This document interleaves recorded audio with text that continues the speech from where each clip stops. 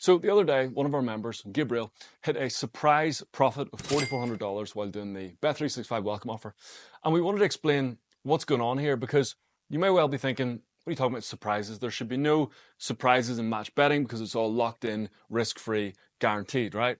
And yes, that is correct. So let me explain what happened with Gabriel and his surprise $4,400 profit. So here's the message he sent into the Discord group chat, which we absolutely loved, by the way. So Gabriel was doing the Bet365 welcome offer and he was going through the guide, as you do, expecting to lock in his $500 or so guaranteed profit.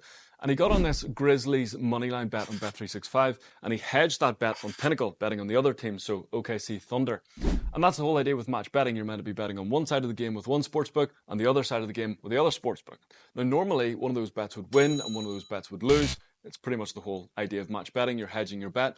But here's the magic. Bet365 also have an early payout offer, which means that if a team goes 20 points or more up in an NBA game, they pay out straight away.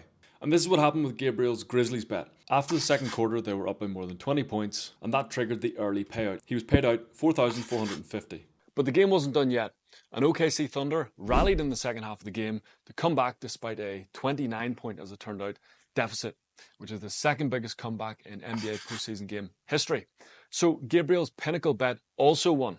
All right, so we went into the Bet365 offer expecting to make $500 locked in, but he actually made over $4,000. Lovely stuff. So you might well be thinking, what's the chance of this actually happening? So what's the chance if I was to put on an NBA bet on Bet365 that the team would go 20 points or more up and subsequently throw away that game and lose it? And we haven't delved too deep into the data on this, and ChatGPT was fairly useless, but we did find an article from Fox Sports which says that in the 23-24 season, there were 38 such comebacks that resulted in a team comeback from 20 points or more to win the game.